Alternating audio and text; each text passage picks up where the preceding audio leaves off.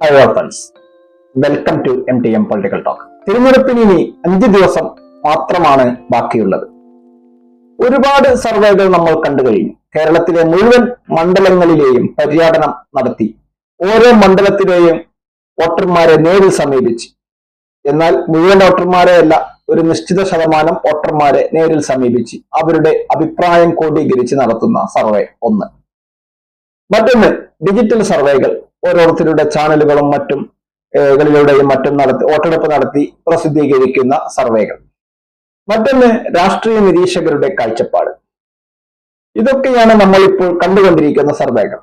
ഇവിടെ പുറത്തു വരുന്ന ഓരോ സർവേകളും തങ്ങളുടെ പാർട്ടിക്ക് അനുകൂലമാകുമ്പോൾ അവർ അതിനെ ഹൈലൈറ്റ് ചെയ്ത് കാണിക്കും. എതിരെയാണെങ്കിൽ പിന്നെ എന്തിനാണ് ഇലക്ഷൻ എന്ന് പറഞ്ഞ് അതിനെ തള്ളിക്കളയുകയും ചെയ്യും. പക്ഷെ ഈ സർവേകൾക്കൊക്കെ അപ്പുറം വിജയങ്ങൾക്ക് പ്രാധാന്യം എപ്പോഴും പാർട്ടികളുടെ ഉറച്ച കോട്ടകളിലല്ല, മറിച്ച് വോട്ടർമാരുടെ മുൻഗണനകൾക്ക് ഇടയ്ക്ക് മാറിമറിയുന്ന കുറച്ച് മണ്ഡലങ്ങളുണ്ട്.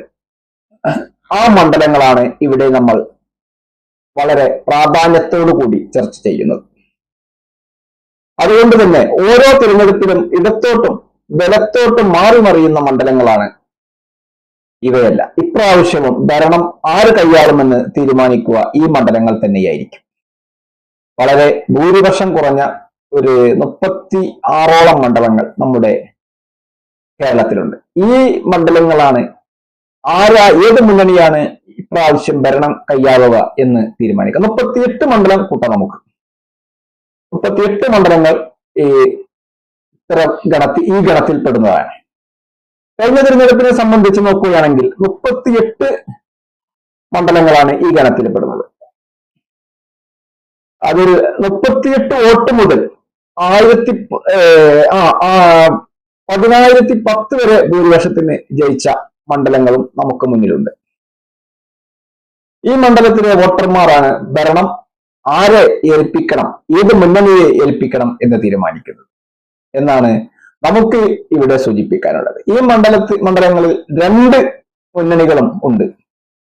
ഇതേ ഭൂരിപക്ഷത്തിന് ജയിച്ച 2 മുന്നണികളുണ്ട്. 38 മുതൽ 10,010 ഉള്ളിലുള്ള മണ്ഡലങ്ങളാണ് നമ്മൾ ഇവിടെ സൂചിപ്പിക്കുന്നത്. അതുകൊണ്ട് തന്നെ ശക്തമായ പോരാട്ടം നടക്കുന്ന ഇത്തരം മണ്ഡലങ്ങളാണ് ഭരണത്തിന്റെ ഗതി നിർണയിക്കുന്നത് എന്ന് ചുരുക്കം. അല്ലാതെ ഓരോ പാർട്ടികളുടെയും കോട്ടകൾ അവർക്ക് തന്നെ ജയിക്കാൻ സാധിക്കും, അതിൽ യാതൊരു സംശയവുമില്ല. ചില്ലറ ഭൂരിപക്ഷത്തിന്റെ വ്യത്യാസങ്ങൾ മാത്രമേ അവിടെ സംഭവിക്കുകയുള്ളൂ. ഭരണം എത്ര പരാജയമാണെങ്കിലും വിജയമാണെങ്കിലും അവർ തന്നെയാണ് ആ മണ്ഡലത്തിൽ വിജയിക്കുക. കഴിഞ്ഞ നിയമസഭാ തെരഞ്ഞെടുപ്പിന്റെ കണക്ക് പ്രകാരം കുറഞ്ഞ ഭൂരിപക്ഷത്തിന് വിജയിച്ച 32 നിയമസഭാ മണ്ഡലങ്ങൾ പരിശോധിക്കുകയാണെങ്കിൽ പെരിന്തൽമണ്ണ, പാനൂര്, തിരൂര്, കളമശ്ശേരി, തൃപ്പൂണിത്തുറ, ചാലക്കുടി, പാല, കോന്നി, വട്ടിയൂർക്കാവ്, കുറ്റ്യാടി, മഞ്ചേശ്വരം, തൃശൂർ, ചവറ, റാന്നി, കണ്ണൂർ, പീരുമേട്, കൊല്ലം, അടൂർ, തവന്നൂർ, പെരുമ്പാവൂർ, നിലമ്പൂർ, കുന്നത്തുനാട്, കുന്നത്തൂര്, തൃത്താല, പേരാവൂര്, പാലക്കാട്, നേമം, നാദാപുരം, കടുതുരുത്തി, കുണ്ടറ, തിരുവമ്പാടി, കൽപ്പറ്റ, അഴീക്കോട്, കൊടുവള്ളി, വടകര, മാവേലിക്കര, ഇരിക്കൂർ, ഇത്രയും മണ്ഡലങ്ങൾ 38 മണ്ഡലങ്ങളായി. ഇത്രയും 37 മണ്ഡലങ്ങളെ കൂടാം. 38 വോട്ടിന്റെ ഭൂരിപക്ഷം മുതൽ 1010 വോട്ടിന്റെ ഭൂരിപക്ഷത്തിൽ ജയിച്ച മണ്ഡലങ്ങളും ഇവിടെയുണ്ട്. ഇവിടെ പുതിയ വോട്ടുകൾ ചേർത്തിട്ടുണ്ട്. പുതിയ വോട്ടിന്റെ ഗുണം 3 മുന്നണിക്കും ലഭിക്കുകയും ചെയ്യും. അതാണ് അതിന്റെ യാഥാർത്ഥ്യം. അപ്പോൾ വോട്ട് ചേർക്കുന്നത് അതിന്റെ ഒരു ഘടകമായി വരികയില്ല എന്നാണ് അവിടെ സൂചിപ്പിക്കാനുള്ളത്. പുതിയ വോട്ടുകൾ ചേർക്കുന്നതിന്റെ ഗുണം 3 മുന്നണിക്കും ലഭിക്കും, എല്ലാ പാർട്ടികൾക്കും ലഭിക്കും. അതാണ് അതിന്റെ യാഥാർത്ഥ്യം. അപ്പോൾ പുതിയ വോട്ടിന് പറയത്തക്ക പ്രാധാന്യമില്ല എന്ന് തന്നെയാണ് സൂചിപ്പിക്കാനുള്ളത്. അതുകൊണ്ട് തന്നെ ഈ ഭൂരിപക്ഷം കുറഞ്ഞ മണ്ഡലങ്ങളാണ്, ചുരുങ്ങിയത് 38 മണ്ഡലങ്ങൾ എവിടേക്കാണ് ചായുന്നു എന്നതിനെ ആശ്രയിച്ച് ആണ് ഭരണം ഏത് മുന്നണിക്ക് ലഭിക്കുമെന്ന് വിലയിരുത്താൻ സാധിക്കുക. വോട്ടർമാരുടെ മാറിമറിയുന്ന താല്പര്യങ്ങൾ തന്നെയാണ് ഇവിടുത്തെ ഈ 38 മണ്ഡലങ്ങൾ നമ്മളിവിടെ സൂചിപ്പിച്ചതിന്റെയും പ്രാധാന്യം എന്നും കൂടി ഓർമ്മിപ്പിക്കണം. ഇത് നമുക്ക് എളുപ്പം മനസ്സിലാക്കാൻ 2011, 16, 21 തെരഞ്ഞെടുപ്പുകളെ അടിസ്ഥാനമാക്കി സംസ്ഥാനത്തെ എല്ലാ നിയമസഭാ സീറ്റുകളും വിശകലനം ചെയ്യുമ്പോൾ മനസ്സിലാവും. കുറച്ച് കോട്ടകൾ മത്സരം സ്വഭാവം ഉള്ള സീറ്റുകൾ ഏതൊക്കെ എന്നും ഏതായാലും കേരളത്തിന്റെ സാമ്പത്തിക സ്ഥിതിക്കപ്പുറം പ്രകടന പത്രികയാണ് ഇപ്പോൾ എല്ലാ മുന്നണികളും ജനങ്ങൾക്ക് മുന്നിൽ വെച്ചിട്ടുള്ളത്. അതുകൊണ്ട് തന്നെ ഇത്തരം മണ്ഡലങ്ങളാണ് ഈ വിജയ സാധ്യതകൾ സൂചിപ്പിക്കുന്നത്.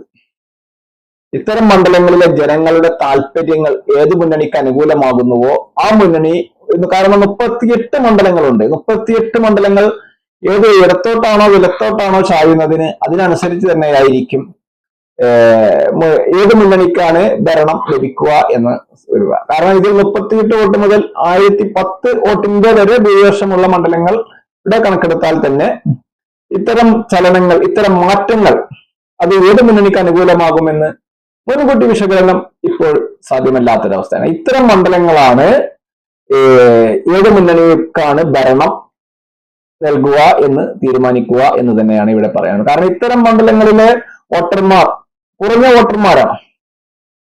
സ്ഥിരം പാർട്ടി വോട്ടർമാരല്ല, അവരുടെ വോട്ട് എങ്ങോട്ടും പോവില്ല. അവരെ സ്ഥിരമായി ചെയ്യുന്ന ആ പാർട്ടിക്ക് തന്നെയാണ് വോട്ട് ചെയ്യുക. മറിച്ച് കുറഞ്ഞ വോട്ടർമാരുടെ വോട്ടാണ് ഈ മണ്ഡലങ്ങളിൽ അങ്ങോട്ടും ഇങ്ങോട്ടും അവസാന നിമിഷത്തിൽ, അവസാന ലാപ്പിൽ ഒക്കെ തീരുമാനങ്ങൾ എടുക്കുന്നതും അവർ ചെയ്യുന്നതും. അവരുടെ വോട്ട് തന്നെയാണ് ഏത് മുന്നണിയാണ് ഭരണത്തിൽ വരാൻ പോകുന്നത് എന്ന് തീരുമാനിക്കുന്നത്. അപ്പോൾ ഈ വളരെ പ്രാധാന്യമുള്ള ഒരു കാര്യം തന്നെയാണ് ഈ ഭൂരിപക്ഷം കുറഞ്ഞ മണ്ഡലങ്ങൾ. കാരണം അങ്ങോട്ടും ഇങ്ങോട്ടും ചായുന്ന, സ്ഥിരമായി ഒരു ഭാഗത്ത് നിൽക്കാത്ത മണ്ഡലങ്ങൾ, ആ മണ്ഡലങ്ങളുടെ കാര്യമാണ് ഇവിടെ സൂചിപ്പിച്ചത്. അപ്പോൾ ഈ ഭൂരിപക്ഷം കുറഞ്ഞ മണ്ഡലങ്ങൾ, ഇടത്തോട്ടും വലത്തോട്ടും ചായുന്ന ഈ മണ്ഡലങ്ങൾ തന്നെയാണ് കേരളത്തിന്റെ ഗതി നിർണ്ണയിക്കുന്നത് എന്ന് തന്നെയാണ്, ഇലക്ഷന്റെ വോട്ടെടുപ്പിന്റെ ഗതി നിർണ്ണയിക്കുന്നത് തന്നെയാണ് ഇവിടെ സൂചിപ്പിക്കാനുള്ളത്. കേരളത്തിന്റെ നേരത്തെ സൂചിപ്പിച്ചല്ലോ, കേരളത്തിന്റെ സാമ്പത്തിക സ്ഥിതിക്ക് അപ്പുറമുള്ള പ്രകടന പത്രികയാണ് ഇരു മുന്നണികളും ജനങ്ങൾക്ക് മുന്നിൽ അവതരിപ്പിച്ചിട്ടുള്ളത്. ഇത് ജനങ്ങൾ ഏത് വിധത്തിൽ ഉൾക്കൊള്ളും എന്നത് നമുക്ക് 4-ാം തീയതി വോട്ടെണ്ണുമ്പോൾ ബാക്കി മനസ്സിലാവും എന്നാണ് എനിക്ക് ഇവിടെ സൂചിപ്പിക്കാനുള്ളത്. അപ്പോ കേരളം ആർക്കൊപ്പം എന്ന് 4-ാം തീയതി ഈ മണ്ഡലങ്ങളൊക്കെ വിധി എഴുതുമ്പോൾ, ഇവരുടെ വിധി പുറത്തു വരുമ്പോൾ നമുക്ക് മനസ്സിലാക്കും തീർച്ചയായും. ഏതായാലും ഈ വീഡിയോ മുഴുവനായും വീക്ഷിച്ച താങ്കൾക്ക് നന്ദി. താങ്കൾ ഈ ചാനൽ ഇതുവരെ സബ്സ്ക്രൈബ് ചെയ്തില്ലെങ്കിൽ സബ്സ്ക്രൈബ് ചെയ്യുവാനും അഭിപ്രായ നിർദ്ദേശങ്ങൾ എന്താണെങ്കിലും കമന്റ് ബോക്സിൽ രേഖപ്പെടുത്തുവാനും ലൈക്ക് ചെയ്യാനും ഉറപ്പിക്കുക.